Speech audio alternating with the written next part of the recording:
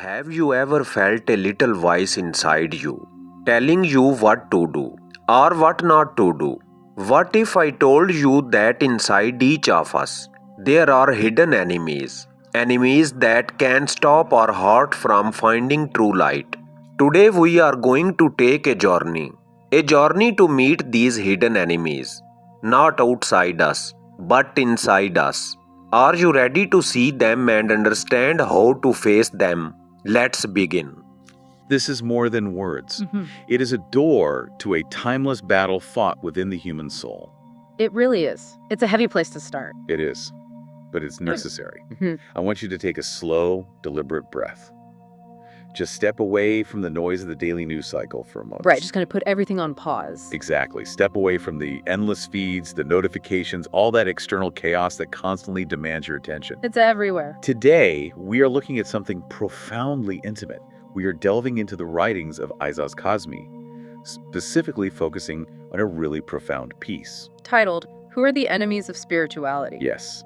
And the concepts we are going to explore today, they are heavy, they are ancient, and frankly, they are incredibly relevant to anyone seeking a genuine sense of peace in our highly fractured modern world. They absolutely demand a certain kind of stillness to even approach. To really grasp the architecture of this text, we first need to define the core concepts that anchor the entire philosophy. The baseline, yeah. Right. The author uses two distinct terms, ruhaniyat and farqur. Okay, let's break those down. So, ruhaniyat is broadly translated as spirituality. It's the general domain of the soul. Makes sense. But farqur is a much more specific, deeply textured, and frankly, more dangerous term. Dangerous how? Well, it frequently gets translated in English as spiritual poverty or detachment. I want to pause you right there because spiritual poverty sounds incredibly bleak to a modern ear. It does, yeah. Are we talking about asceticism here? Does stepping onto this path mean I have to sell all my possessions, move to a cave, and live a life of utter deprivation? I get why you'd ask that.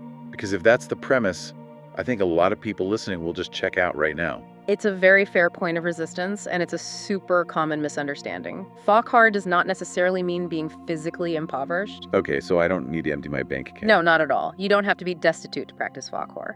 Rather, the author defines it as the state of having a heart completely emptied of everything except the divine. An internal poverty. Exactly. It's a state of profound surrender. Think of your heart as a cup. Right now, it's filled to the brim. With anxiety. Anxieties, ambitions, opinions, attachments, and ego. Far is the grueling process of emptying that cup so that something entirely transcendent can be poured into it. So it is the path of ultimate love and divine connection. Yes, but as this text makes abundantly clear, this path is not a gentle walk in a meadow. It is completely covered in thorns. And the central thesis of Casby's writing is that the most dangerous battles on this path of Fark aren't fought on any physical battlefield. Not at all. They are fought silently, entirely within the landscape of the human mind and soul. So, to you listening right now, consider the possibility that the greatest barrier standing between you and ultimate truth. Or even just genuine inner peace. Right, the greatest barriers aren't your external circumstances. The enemy isn't your boss, the economy, or the political faction you disagree with online. The barriers are invisible walls. They are hidden enemies that you have likely been carrying around with you your entire life. And it is crucial to state clearly at the outset here, our approach in examining this text is completely impartial. Right, we're not preaching. Exactly. We are analyzing the profound psychological and spiritual framework presented by this specific author. We are not here to endorse a particular religious theology or take sides in sectarian debates. We are here to unpack the anatomy of the human inner struggle. Because whether you belong to a specific faith tradition, or if you consider yourself entirely secular, the psychological archetypes of the enemies described here are incredibly revealing. Revealing about human nature, cognitive bias, and our deep-seated resistance to vulnerability. Let's get right into it then. The text doesn't offer a gentle warm-up. No, it really doesn't. It introduces the very first enemy right at the gates of the spiritual path, and it is the one closest to us. The nafs. Yes, the nafs. The author states that the first door slammed shut on the path of spirituality is locked by the nafs. It is the closest thing to you.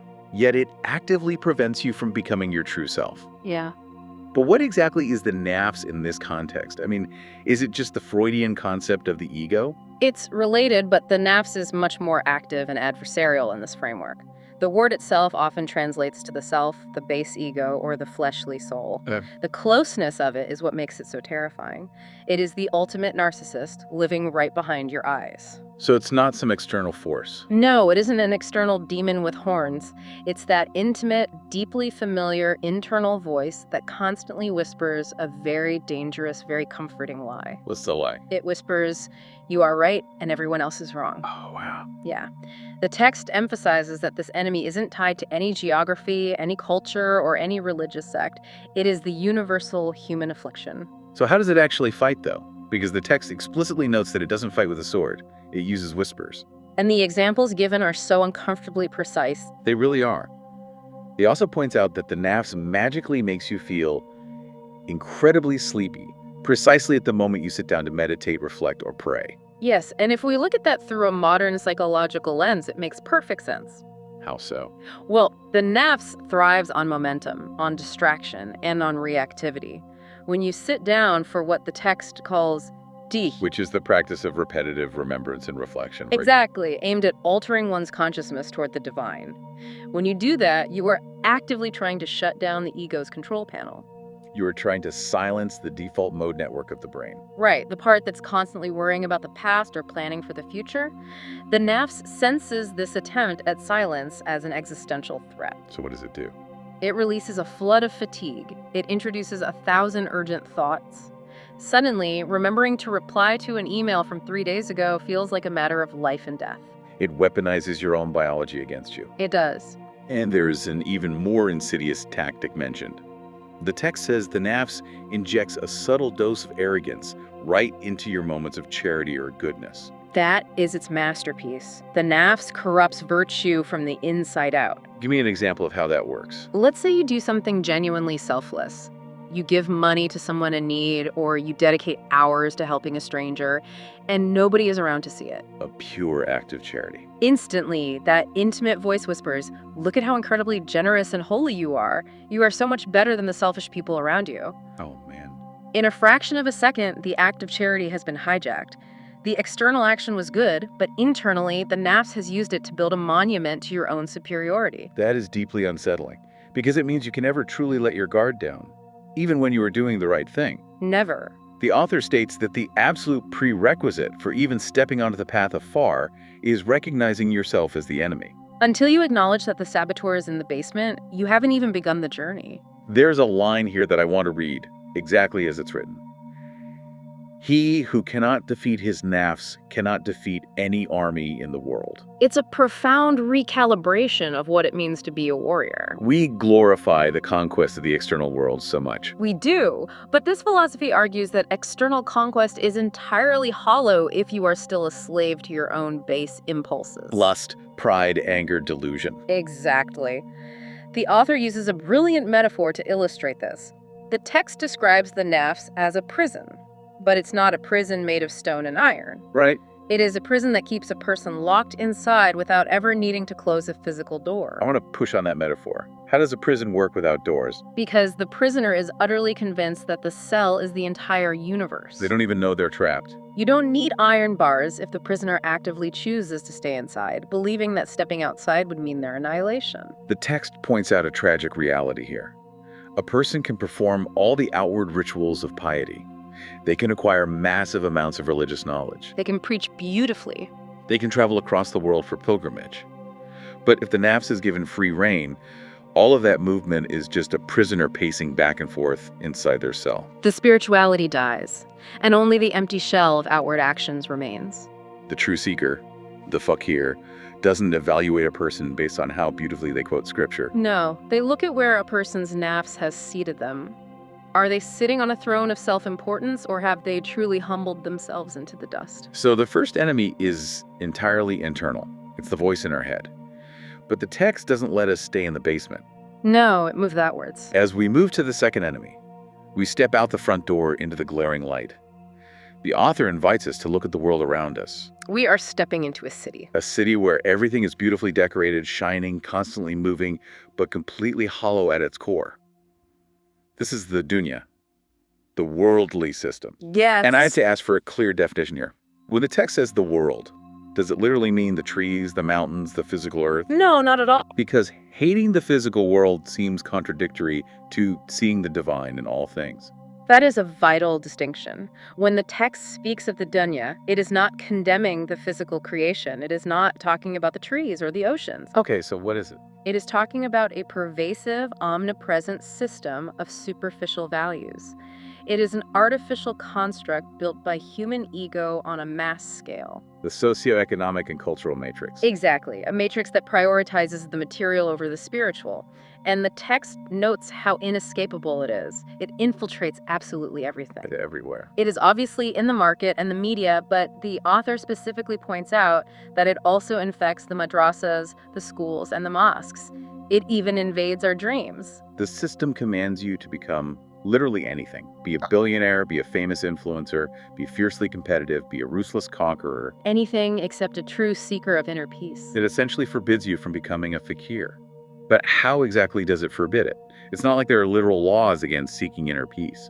The dunya forbids it through its twisted metrics of success and its monopoly on our attention. Right. The system equates human value strictly with wealth, fame, and superiority over others. So if you choose not to play that game. If you step off the treadmill to sit in silence and seek the divine, the system immediately slaps a label on you.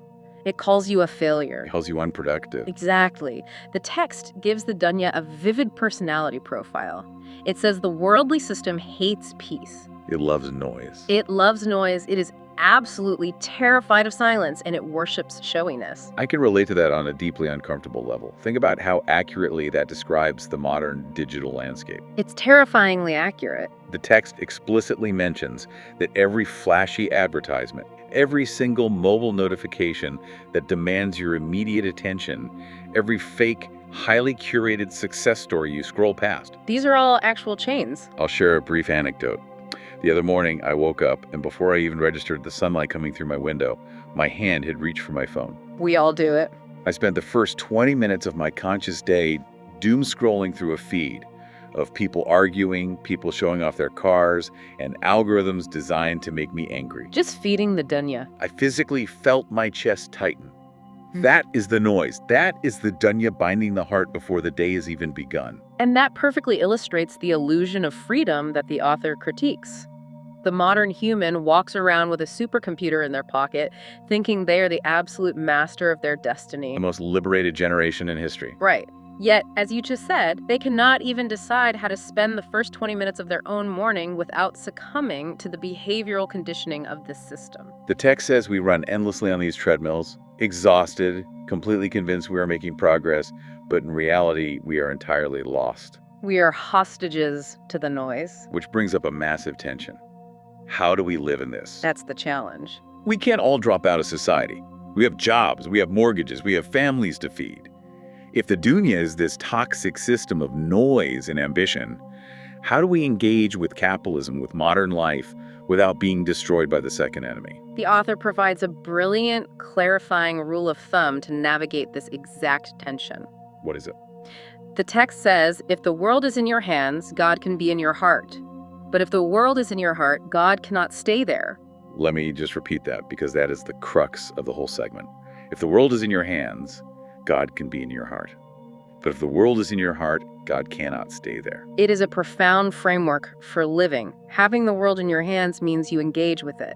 You work a job, you earn a paycheck, you build a home, you participate in society. You hold the material world, but you hold it loosely. Exactly. If the stock market crashes or if you lose your status, your hands might be empty, but your core identity remains untouched because your heart is tethered to the divine.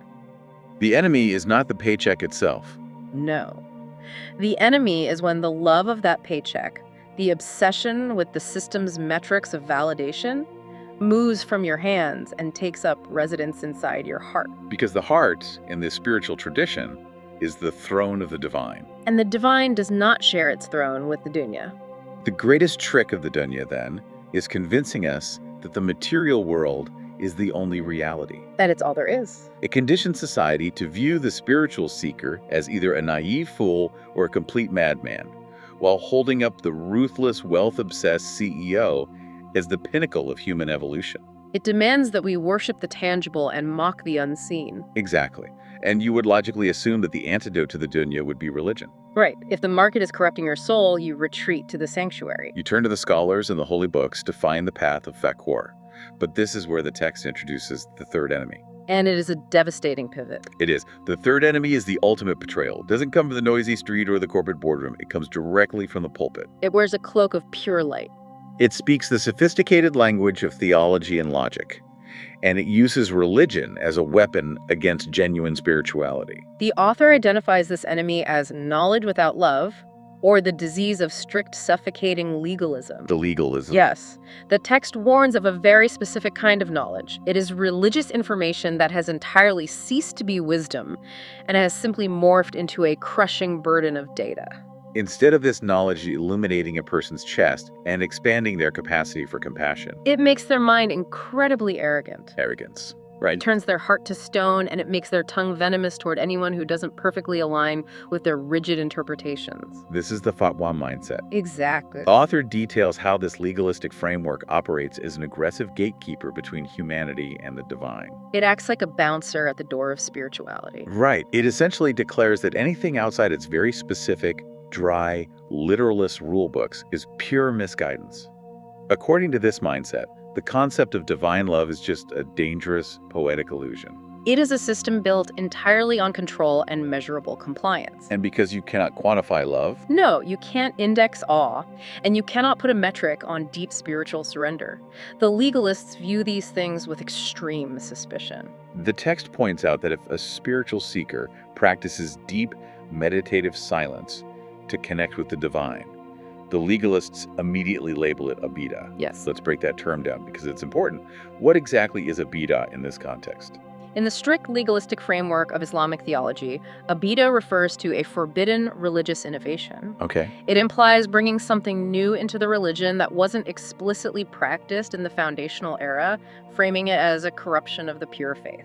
But the text argues that the legalistic gatekeepers weaponize this word. They do. They use bid'ah as a club to outlaw any spiritual practice, any expression of ecstatic love, or any silent devotion that they cannot control or understand. So if a seeker sheds tears of profound longing for the divine, The legalist views it as sheer weakness or inappropriate emotionalism, completely missing the fact that those tears might be the purest form of prayer.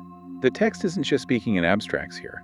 It cites specific historical casualties of this legalistic mindset. It does. It mentions three massive figures: Rabia Basri, Mansour Hallaj, and Shah Shams Tabriz. For a listener who might not be steeped in Sufi history, we need to understand who these people were and what happened to them. Let's start with Rabia Basri. Why did the legalists hate her? Rabia Basri is one of the most revered mystics in history.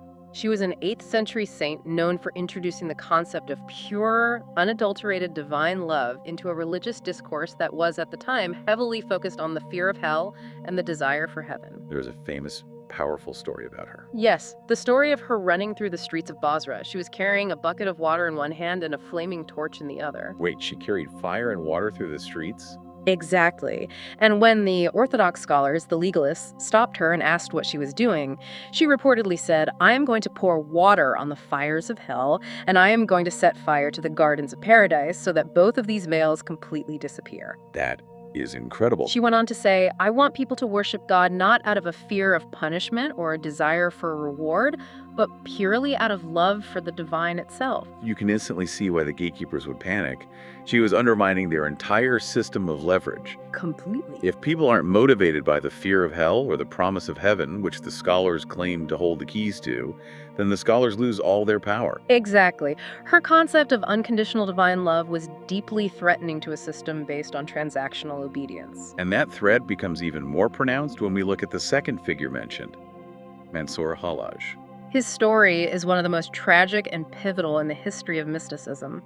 Hallaj was a 10th century mystic who experienced such a profound state of spiritual annihilation. Where his ego, his nafs, was completely erased. Yes, completely erased. He felt absolutely entirely consumed by the divine presence. In this state of ecstatic union, he publicly uttered the phrase, "An al-Haq." Which translates to "I am the truth," or "I am the real." Exactly. Which, to the rigid legalist, sounds like the ultimate blasphemy. It sounds like a human being claiming to be God. Precisely. The legalists couldn't see past the literal words. They couldn't understand that Hallett was actually saying, Mansour is dead, only the divine remains. Because the legalistic mind cannot process the poetry of spiritual annihilation. So they put him on trial for heresy. He was brutally tortured, publicly executed, and his ashes were thrown into the Tigris River. The scholars killed him in the name of protecting the religion. Completely blind to the fact that they were executing a man entirely consumed by divine love. It is a chilling historical precedent. And the third figure, Shams Tabriz. Shams Tabriz was the wandering wild mystic who famously completely upended the life of Jalaluddin Rumi. Rumi the poet. Yes.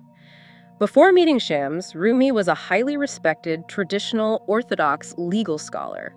He was surrounded by books, giving fatwas, deeply entrenched in the Third Enemy's territory. Okay, so he was one of the gatekeepers. He was. Shams came into his life to shatter that intellectual arrogance. There's a famous legend where Rumi is sitting by a fountain reading his precious theological texts. And Shams approaches and literally throws the books into the water. Right. When Rumi cries out that the priceless knowledge is ruined, Shams reaches into the water and pulls the books out completely dry. He essentially tells Rumi the knowledge in these books is just ink and paper. The knowledge you need is a fire inside the chest. Exactly. Shams forced Rumi to abandon his legalistic arrogance and step onto the path of painful, transformative love. And the legalists of the city hated Shams for it. They did. They eventually drove him away or possibly murdered him because he dared to prioritize spiritual experience over rigid academic conformity. So these spiritual giants were persecuted, labeled infidels, heretics, and madmen simply because they carried an inner light. What the text calls nur. Nur. They could not be indexed or found in the dry textbooks of the clerics. What exactly is nur in this context? Nur is the divine light of understanding and presence. It is the experiential realization of truth, as opposed to the mere memorization of facts. The legalists had the facts, but they lacked the nur. The author offers a devastating paradox to sum this up. Knowledge that doesn't bring humility is not knowledge, it is a veil. It's a veil that actively blocks you from seeing the very truth you claim to be an expert on. A thick veil. The text makes a really striking, tragic observation about our modern era based on this. It argues that the greatest tragedy today is not that people are becoming secular or abandoning religion in droves. The real tragedy is that the doors of love, of deep spiritual insight, and of true divine recognition are being slammed shut in the name of religion. Whenever a sincere seeker asks a deep, probing question about the nature of the soul, they get slapped with a label of innovation. If they speak of divine love, they are accused of dangerous exaggeration or heresy. The legalistic enemy actively tries to kill the path of fiqh, because if true spirituality survives, the doors to a direct, unmediated relationship with the divine remain open. And the gatekeepers are rendered obsolete. It creates a massive spiritual vacuum. It does. When sincere people realize that the rigid legalism is hollow, that it offers no real comfort for the soul, they naturally go looking for that divine love elsewhere. They go searching for the mystics. But that profound vulnerability leads them directly into a trap. And this is where the author introduces the fourth enemy. Because wherever there is genuine reverence and a hunger for truth, there will always be counterfeits waiting to cash in. Always. The spiritual imposters, the false Sufis. The text goes in incredibly hard on this group, and the psychological breakdown is fascinating. This enemy completely distorts the very face of spirituality. They ruin the reputation of true seekers by pretending to be one while being completely hollow inside. They haven't done the agonizing internal work of defeating their nafs. They lack the profound truth of the path, and they possess zero actual connection to the divine. It is entirely about the costume. The author analyzes the deep, layered hypocrisy of this archetype. These individuals use the outward markers of piety as an elaborate disguise. They adopt the aesthetic of the ascetics. Exactly. They might deliberately wear simple patched clothes. They might sport a long, unkempt beard or a specific style of turban. They make a massive visible show of their fasting, their lengthy prayers, and their supposed rejection of the dunya. But the text diagnoses this not as holiness, but as an advanced form of artificial narcissism. Artificial narcissism. They publicly claim they are totally detached from the world, yet they are entirely, hopelessly enslaved by their desperate desire for public praise. I want to push on that for a second. Isn't it possible that someone is genuinely trying to live simply and people just happen to notice? Sure.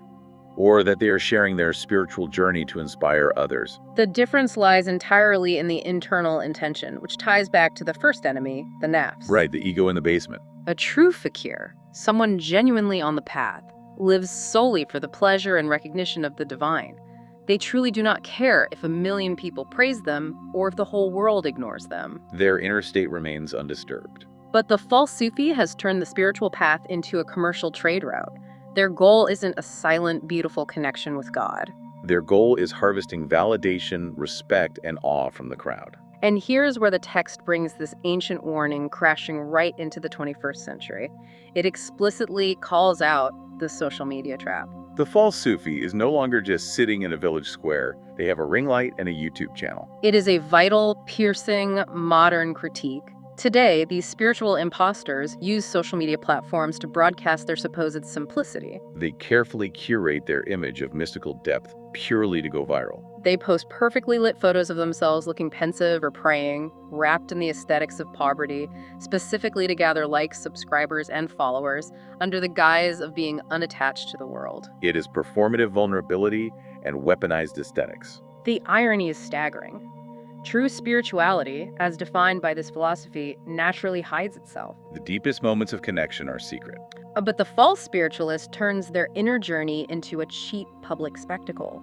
They are so busy making sure the camera catches them looking profoundly pious that they completely ignore the massive flaws, the raging ego, and the spiritual rot running rampant inside their own hearts. And as the author warns, the collateral damage caused by this enemy is immense. They make the general public believe that spirituality is just a look, an outward aesthetic, a way of speaking softly and wearing certain clothes. And by reducing the profound path of Thor to a performance, they deeply alienate sincere people.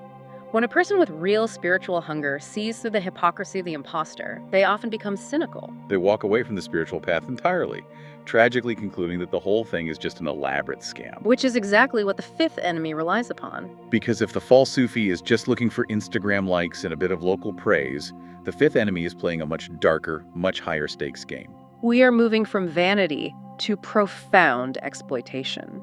The author calls this fifth group the merchants of souls. We are talking about the political manipulators of faith. This is perhaps the most structurally damaging enemy to the community at large because it operates on an institutional level.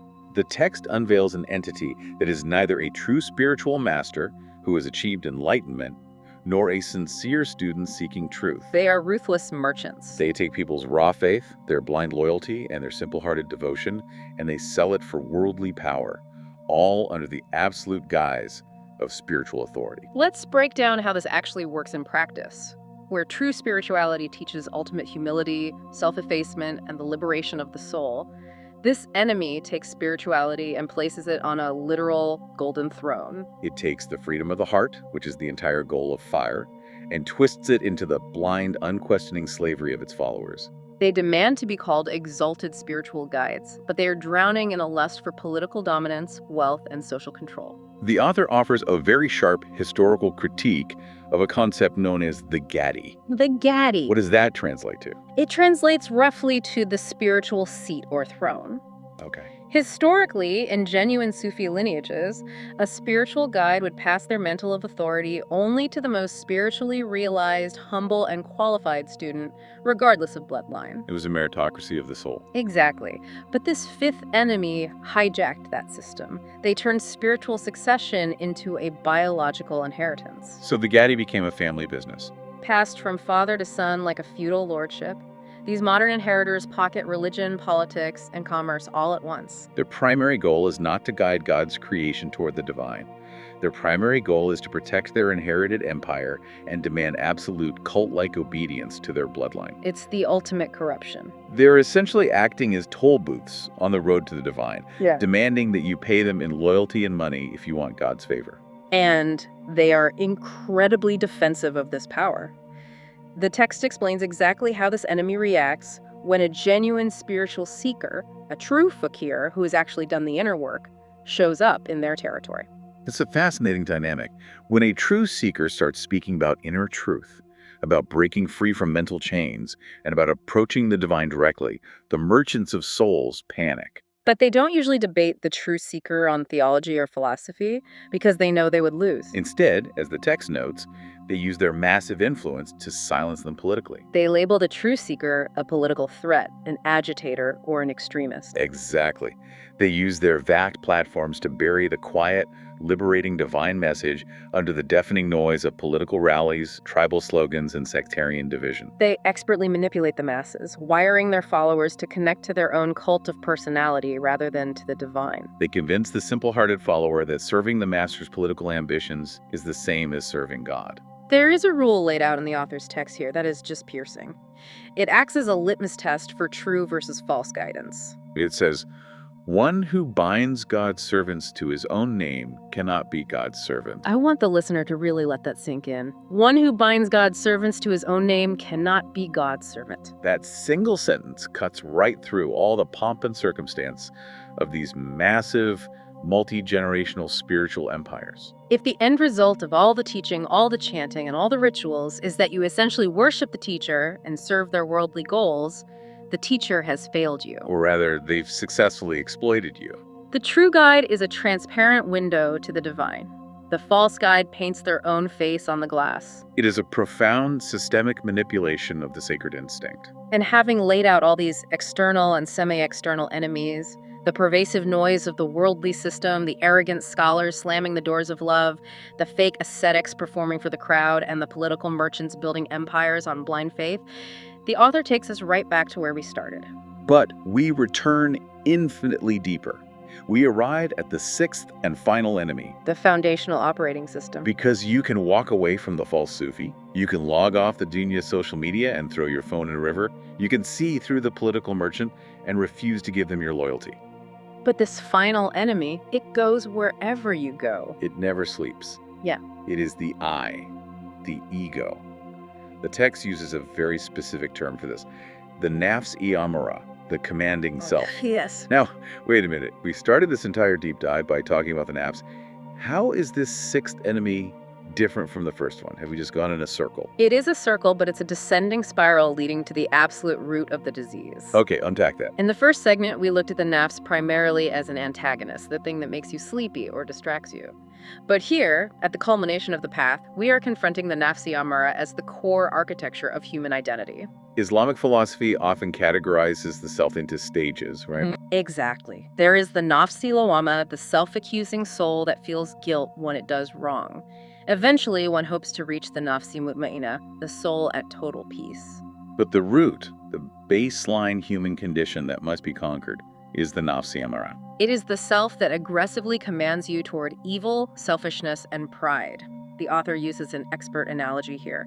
The ego is a wild, incredibly powerful, rebellious horse. And negativity, deceit, and all the previous enemies we discussed, the dunya, the legalism, the desire for showiness, they are the riders. They ride this horse directly into your heart. So the ultimate realization of the spiritual path, the peak of Fark, is understanding that true spirituality is not an escape from the world. It is an escape from oneself. Precisely. And the subtlety of this final boss, so to speak, is terrifying. The text details how the ego pollutes even our purest, most sacred, most hard-won moments of spiritual victory. This is what some modern psychologists or spiritual teachers might call spiritual materialism. The ego doesn't just tempt you to do bad things. It is far more insidious. It actively corrupts your good deeds by taking ownership of them. It hijacked the medicine and turned it into a new virus. The author gives examples that make you want to second-guess every good thing you've ever done. It's humbling. You decide to wake up in the middle of the night to pray in complete secrecy, thinking you have finally defeated the dunya and the desire for public praise. You are alone in the dark. And right then, the ego whispers. Look at you. Look how incredibly devoted you are, standing here in the cold while everyone else is comfortably sleeping. You are truly one of the elite. The ego survives by claiming the spiritual achievement.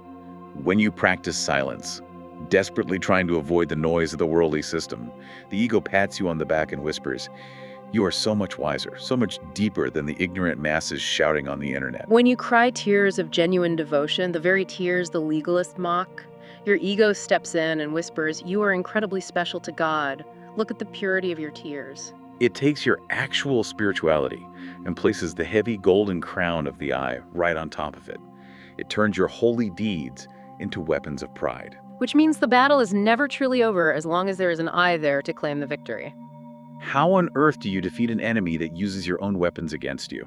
The author provides a radical absolute conclusion. Tell me. The text argues that conquering the external world, building businesses, or amassing wealth is relatively easy. Defeating a rigid scholar's logic in a theological debate is easy. Unmasking a fake spiritualist or a corrupt politician is easy. But the one who can conquer their own I. Their own deeply ingrained biological and psychological sense of self-importance, that person is the true master. The text says that only when the I is entirely erased does the true divine light, the Tajalli, finally appear. What is Tali? Tajalli translates to the divine unveiling, or the manifestation of divine light and presence. It is the moment the divine reveals itself to the heart. But the crucial law of Fakir is that two entities cannot occupy the exact same space. As long as the I is present, taking up all the room in the cup, claiming ownership of its prayers, its wisdom, and even its own humility, the Tajalli cannot enter. The path remains blocked by the sheer density of your own selfhood. The author uses this incredibly beautiful, haunting imagery to describe what happens when the ego is finally annihilated. The text says that only when you stop trying to be someone can you truly connect with the divine.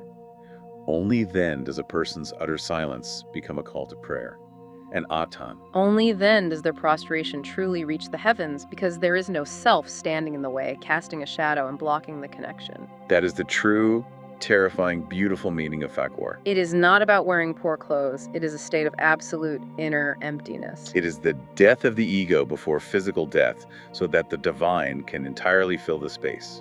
The greatest battle isn't against the devil, the government, or the world. It is the agonizing, lifelong war against the self.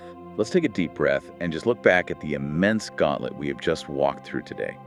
Aizaz Kazmi's framework has taken us on a massive, unforgiving journey into the human psyche. We started in the basement with the whispering nafs that keeps us imprisoned in our own rightness and turns our charity into arrogance. We stepped outside and navigated the hollow, deafeningly noisy system of the dunya that tries to buy our souls with notifications and twisted metrics of success. We sought refuge in religion, only to face the arrogance of legalistic knowledge that tries to kill divine love with rigid fatwas.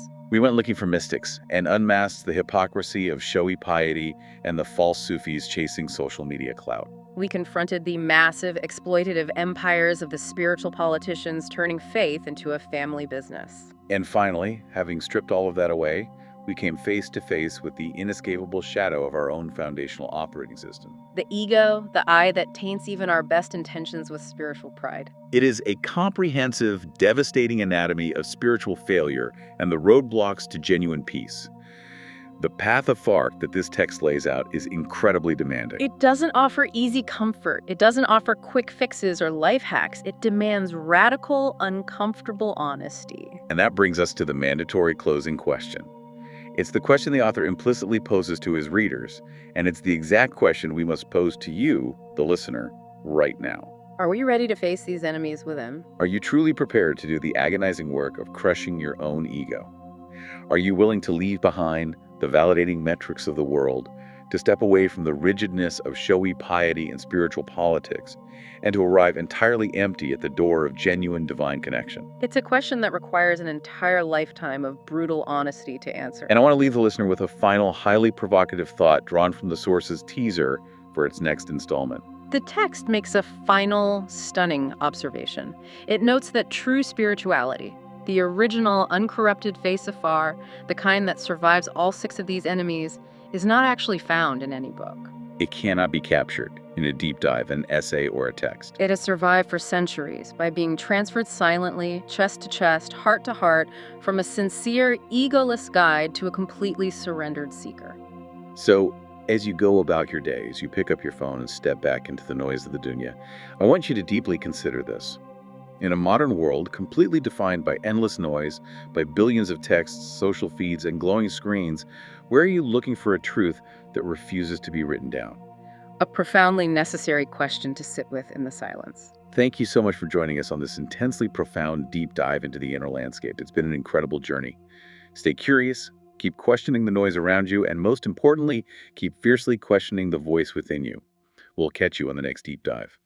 Now you have seen the hidden enemies inside us, the ones that try to stop our hearts from finding true light. The next step is up to you. Will you notice them in your own heart? Will you try to face them little by little every day? In our next video, we will discover the true face of spiritual poverty and the secret ways to pass from one heart to another. So stay curious, stay brave, and keep your heart open. See you there.